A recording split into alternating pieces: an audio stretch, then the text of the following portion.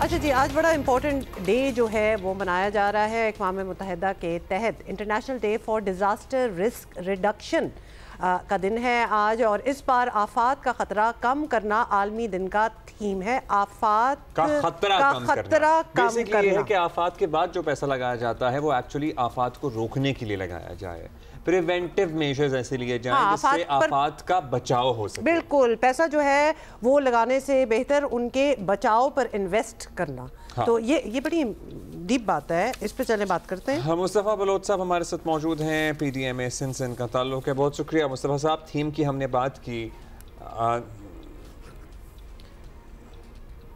جی ترجمان سندھ گورنمنٹ بھی ہیں، بہت شکریہ مصطفیٰ صاحب۔ آپ بتا سکیں گے آپ کہ اس دفعہ ظاہر ہے ہم بڑے عرصے سے کبھی سندھ افیکٹ ہوتا ہے سیلابوں سے، کبھی پنجاب کی صورتحال ہم نے دیکھی، پھر ہمارے پہاڑوں پر جو صورتحال ہے وہ بھی سب کے سامنے ہیں۔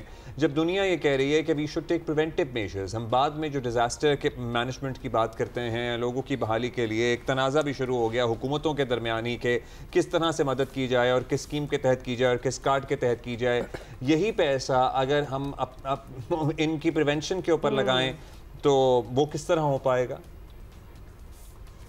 Bismillahirrahmanirrahim. First of all, thank you Abdullah and Huma for having me on the show. And I think یہ بہت ایک زبردست ایک انیشیٹو ہے اور اس پہ I think we all need to work. Because جتنا پیسہ آپ کی جو ریہیبلیٹیشن میں لوگوں کے جاتا ہے اور ان کو ری لوکیٹ کرنے میں، اور خاص کر پھر جو ایک پروسیس ہوتا ہے، because it's a long process.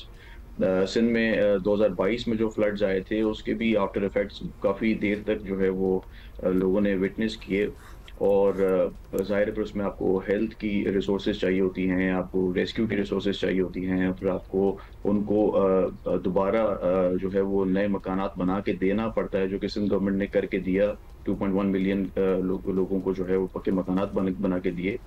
تو آئی تھنک اس پہ اگر کلیکٹیولی کام کیا جائے مزید، اور جو رسک ایلیمنٹ ہے اس کو کم کرنے کے لیے اگر سب مل کے کام کریں، تو اس سے جو فلڈ افیکٹیز ہیں آئی گیس ان کی زندگی آسان ہوگی، because trust me it's not easy. No, it isn't easy and we see that every year.